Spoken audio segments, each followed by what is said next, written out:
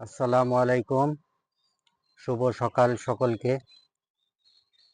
আলহামদুলিল্লাহ, আলহামদুলিল্লাহ।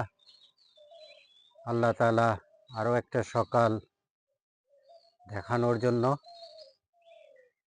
এবং আলহামদুলিল্লাহ আল্লাহ পাক সুস্থ রাখার জন্য।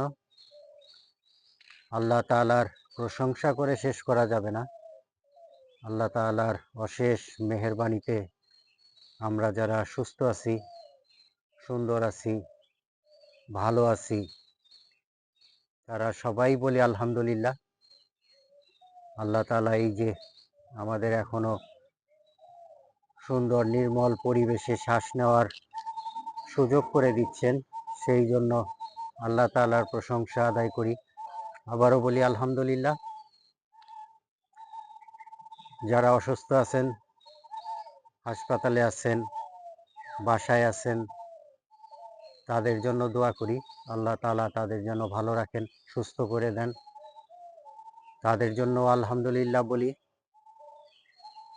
আসলে আল্লাহ তাআলার নিয়ামত, শুকরিয়া, রহমত কোনো কিছুই অস্বীকার করা যাবে না।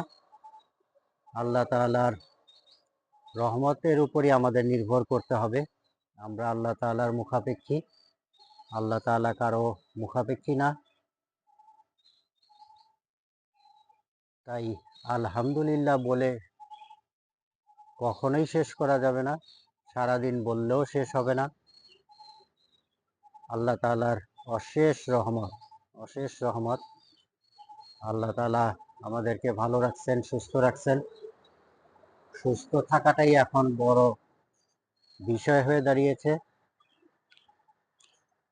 আমাদের ছেড়ে যারা চলে গেছেন, যারা জীবিত নাই পৃথিবীতে, যারা কবরবাসী হয়ে গেছেন, সকলের জন্যই দোয়া করি।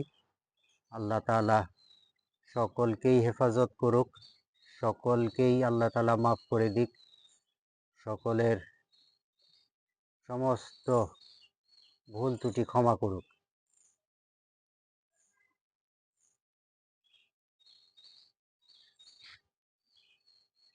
প্রতিদিন আল্লাহ তাআলার শুকরিয়া আদায় করা উচিত আমাদের। আমরা যে যেভাবে আছি, যতটুকুর মধ্যে আছি, সব কিছুর জন্যই আলহামদুলিল্লাহ বলা উচিত। আলহামদুলিল্লাহ। আপনারা ভালো থাকবেন, সুস্থ থাকবেন। আল্লাহ পাক আপনাদের ভালো রাখুক, সুস্থ রাখুক, সুন্দর রাখুক। আসসালামু আলাইকুম ওয়া রাহমাতুল্লাহি ওয়া বারাকাতুহু।